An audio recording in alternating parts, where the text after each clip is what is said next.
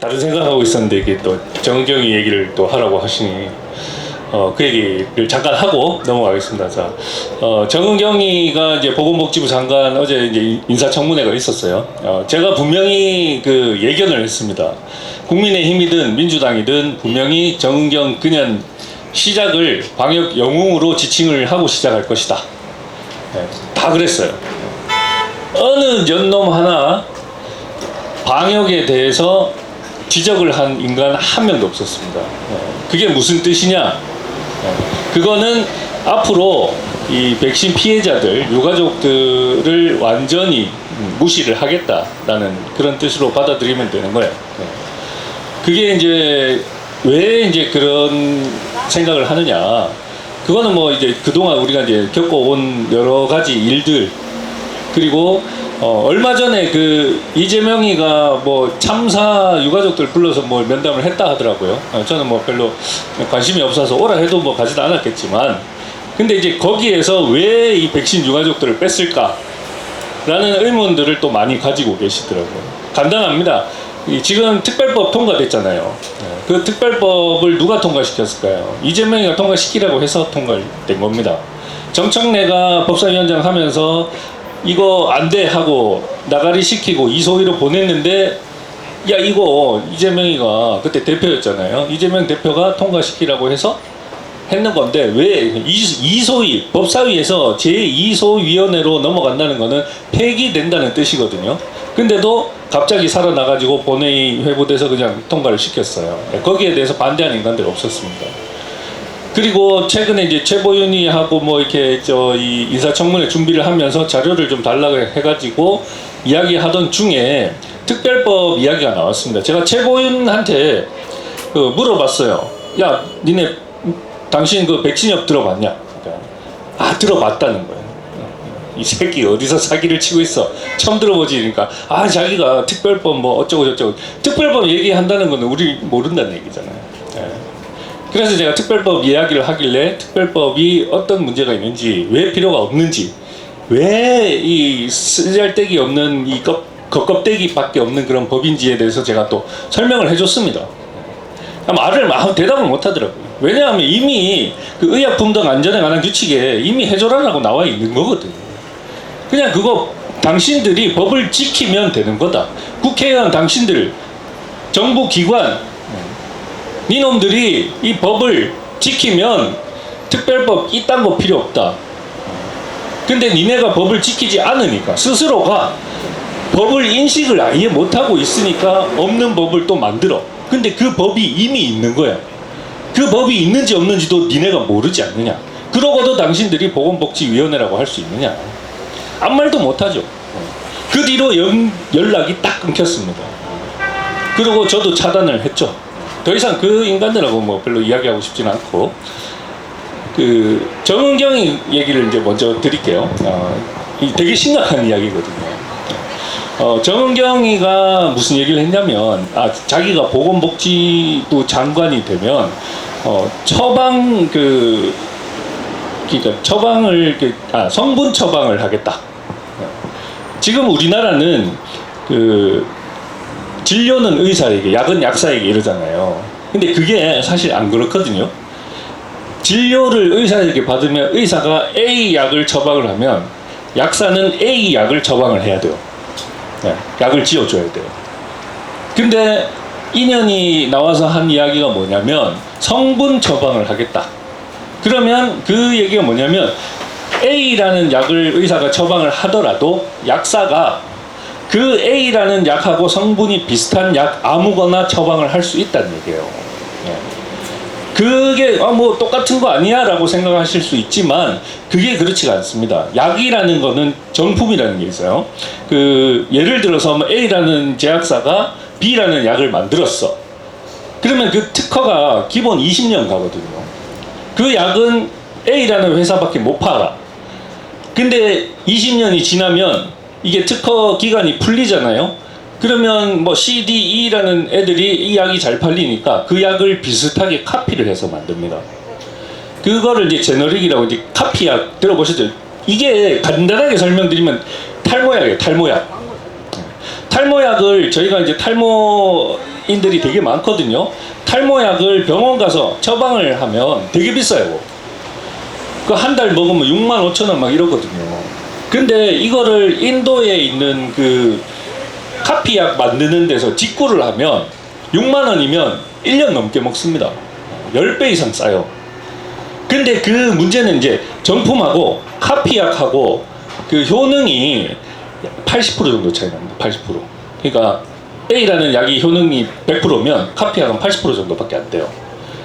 근데 이게 그냥 우리가 그냥 감기라던가 이렇게 문제가 없는, 크게 이 생명에 지장이 없는 약들은 그렇게 먹어도 상관이 없어. 그렇잖아요. 탈모 머리카락 100개 나야 되는데 80개 나도 괜찮잖아요. 네, 괜찮다고. 근데 문제는 뭐냐? 심장, 뇌, 이런 희귀 질환 같은 거, 생명이 걸려 있는 이런 약들을 처방을 할 때 약사가 어떤 선택을 할 수가 있느냐? 일반적으로 쌉니다. 카피약이 싸요. 많이 싸요. 근데 마진이 좋아요. 그 약국의 마진이 좋아요. 그러면 그 약사는 A가 10만 원짜리 약을 처방을 하더라도 비슷한 약 3만 원짜리를 처방을 해도 10만 원짜리 처방하면 10,000원 남는데 3만 원짜리 처방하면 15,000원이 남아. 그런 선택을 할까요, 안 할까요? 약사들이 하겠어요, 안 하겠어요? 그래서 지금까지 약사회에서 계속해서 성분 처방을 요구를 하고 싸우고 했지만 계속 의사회에서 막고 있었던 겁니다. 이거는 왜냐하면 의사는 어쨌든 아무리 이 새끼들이 이 돈의 양심을 팔고 히포크라테스 선서랑 상관없이 살아간다 해도 그래도 직업이라는 게 고치는 재미가 있단 말이죠. 그리고 이 약을 처방하면 이 사람이 살 수 있는데 성능을 80%까지 떨어뜨렸다. 그러면 그 사람이 살 수 있는데도 불구하고 못 사는 경우가 생긴다니까. 이게 왜 갑자기 정은경 이 쓰레기 같은 년이 갑자기 이 성분 처방을 들고 나왔을까? 이거를 생각을 해보셔야 돼요. 왜 그랬을까? 대부분의 성능 좋고 우리나라에서 못 만들어요. 그런 약은 우리나라에서 못 만들어요. 대부분 해외에 그 돈 많이 갖다 부은, 물론 저는 이 약 자체를 불신을 하고 있습니다. 근데 이제 그런 거를 다 떠나서 걔들 안에서 이야기하는 거예요. 성분 걔들이 예를 들어서 뇌전증에 좋은 약 이런 거, 특히 이 자가 면역 뇌염, 뇌염에는 이제 그 면역계 질환에는 그 항암약을 많이 쓰거든요. 면역이 안 좋으니까 면역 자체를 없애버리는 거예요. 완전히 면역 자체를 죽여가지고 무균 상태로 만들어. 면역 자체가 없는 상태로 만들어. 그런 다음에 면역약을 집어넣어가지고 면역을 아예 처음부터 새로 만드는 거예요. 그렇게 처방을 하거든요. 그런 약들은 국내에서 못 만듭니다. 국내에서 할 수 있는 거는 그거 이제 그 특허 기간 풀리면 카피약 만드는 정도 수준이에요. 그러면 대충 이해 가시죠? 인연이 결국은 이 국내 제약사들 배불리러 나온 거예요. 그냥 보이는 거지, 보이는 거. 제가 말씀을 드렸습니다. 여러분, 지금 이 국무위원들 보면 진짜 가당찮죠. 대통령부터 일단 정과 사범의 쓰레기고, 그 밑에 국무총리, 걔도 정과 사범이거든요. 그런데 저는 그랬어요. 아니 위장전임 할 수 있어요. 저는 그 정도는 괜찮다고 봅니다. 위장전임 할 수 있고 주식 투자 할 수 있지. 할 수 있다고 봅니다. 저는. 물론 정은경이 같이 지가 정책 짜가지고 야 마스크 강제할 거니까 남편한테 뭐라 그랬겠어요. 야 주식 사라. 그래갖고 마스크 이런 짓은 하면 안 되지만 그래도 대충 어느 정도 흘려듣고 이렇게 주식 투자 적당히 하는 정도는 저는 할 수 있다고 봅니다. 그 정도는 해도 된다. 그만큼 그 자리에 올라가려고 노력 많이 했잖아요. 그 정도는 용납이 되지만 지금의 이 하는 행태들을 보면 이거는 도덕적으로 용납이 안 되는 수준이다. 그래서 제가 정은경이 인사청문회에서 니네 그거 주식 좀 산 거 그거 투자하고 얼마 안 되잖아. 그게 중요한 게 아니고 정은경 전에는 정책으로 조질 수 있을 충분한 이유가 되고도 남는다. 정은경이 인사청문회 하면서 주식 투자한 거, 농지법 위반한 거, 아니 뭐 땅 사놓고 농사 안 지면 어때? 어차피 논리는 땅인데, 저는 그렇게 얘기를 했거든요. 하지만 니네 정책적으로 마스크 효과가 없다는 것을 알면서도 강제를 했고, 백신 효과 없는 거 알면서도 강제를 했고, 거리두기, 백신 패스 이런 정책 자체가 잘못됐다는 거 니네 알고 있잖아 하면서 제가 정보공개 청구한 자료들 다 보내줬습니다. 거기에 대해서는 단 한 줄도 이야기 안 하잖아요. 그게 무슨 얘기겠습니까? 일단 기본적으로 보건복지위원들이 방역이나 마스크, 백신에 대한 이해도가 없다는 뜻이에요. 적은 게 아니고 없습니다. 걔들은 지금도 걔들은 이 유행병이 돌면 마스크를 써야 된다, 백신을 맞춰야 된다라고 생각을 하고 있는 거예요. 그 백신이 안전성이 확인이 되든 안 되든 그거는 걔들한테는 중요하지 않습니다. 우리가 국민을 위해서 이렇게 노력을 했다라는 거, 그 노력이 결과적으로 국민 수천 명을 죽이고 수십만 명을 병들게 했는 거, 그딴 거는 걔들한테는 안중에도 없는 거죠. 그게 지금 이 나라의 현실입니다. 이게 과연 보건복지위원회만 그렇냐? 행정안전부 마찬가지죠. 특히 뭐 기재부는 돈을 다루잖아요. 얘들도 마찬가지입니다. 산업부 마찬가지. 교육부 보십시오. 교육부 장관 그 인사청문회 할 때 그거 쪽지 보셨죠? 모르는 답변은 횡설수설 대충 동문서답하고, 안 되면 무시해라. 그게 그 공무원들 수준이거든요. 이게 과연 지금 정부만 그럴까요?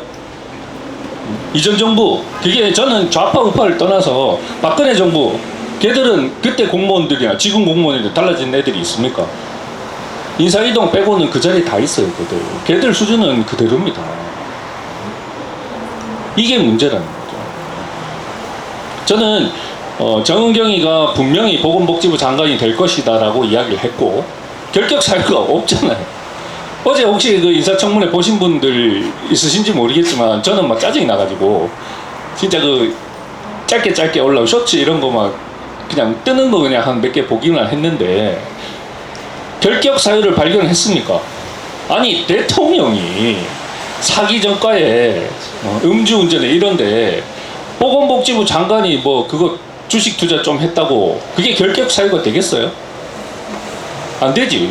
이진숙 그 교육부 장관 뭐 표절 좀 했다고, 그게 아니 걔들 속으로 그럴 거 아닙니까?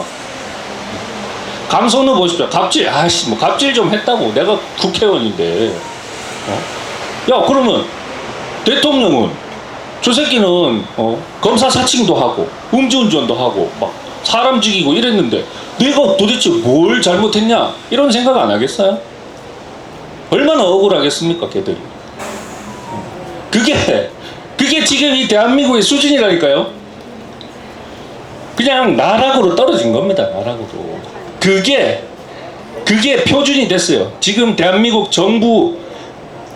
정부를 구성하는, 특히 국무위원입니다. 국무위원.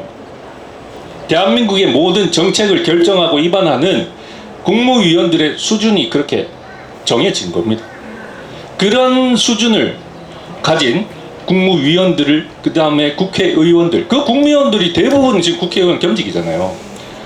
그런 입법부와 행정부와 사법부가 콜라보를 이룬 이 나라에서 과연 우리가 모여서 진실을 외치고 내가 유가족 입네, 니네가 잘못했네 이야기한다 먹히겠습니까?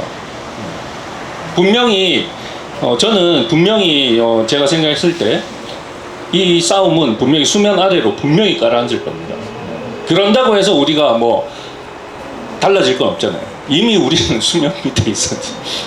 수중 이재명이 담임 선생이라는 그 의혹이 있는 사람 수중 30m에서 발견됐잖아요. 우리도 지금 그 밑에 있는 거예요.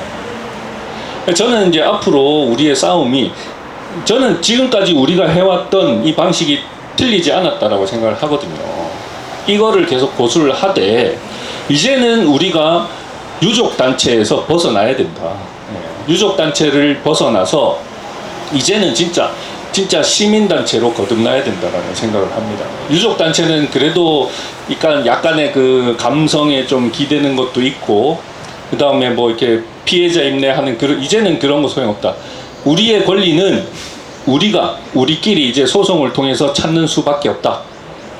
이 정부나 어떤 정치인, 정부 기관을 통해서 우리의 권리가 회복이 될 것이라는 기대는 완전히 버려야 돼요. 걔들하고는 완전히 단절을 해야 되고, 우리는 이제 우리가 하는 일 계속 하면서 저번에 이제 말씀드린 대로 계속 주변에 알려야 되는 거예요.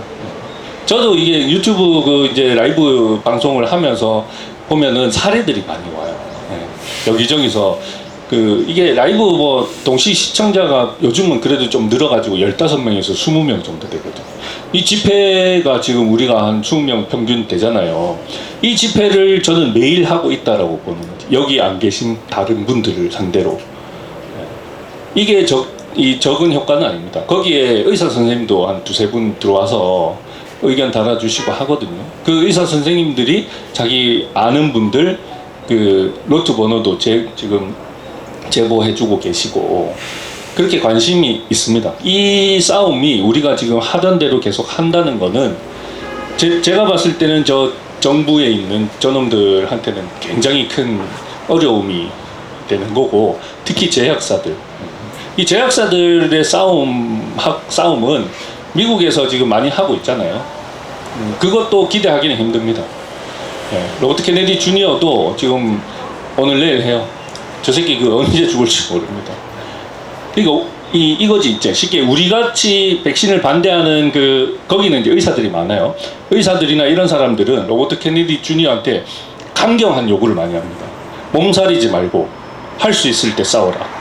네가 그 자리에 자리 지키려고 유하게 시간을 두고 이렇게 하지 말고 그나마 자리에 있을 때 할 수 있는 걸 다 해라라고 강경하게 요구를 하고 있고, 반대로 그 반대파 제약사 글로벌 이 의료 카르텔은 이 새끼 죽이려고 오만 방법을 다 가지고 동원해서 하고 있습니다.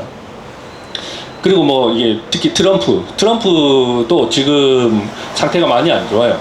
뭐 관심 있으신 분들은 아시겠지만 그 주변에 이제 뭐 시오니스트나 이런 애들이 많이 있기 때문에 마가도 지금 거의 마탱이 다 갔습니다.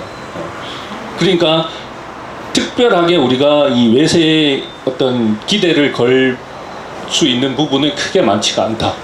다만 한 가지, 우리가 이 싸움을 하는데 일단 과학적인 근거는 걔들이 계속해서 제공을 해줄 수는 있을 것 같다. 그러니까 우리는 그런 근거들을 가지고 이 안에서 싸워 나가야 된다. 아마 점점 더 어려워질 건 우리가 여기서 더 나빠질 건 없잖아요.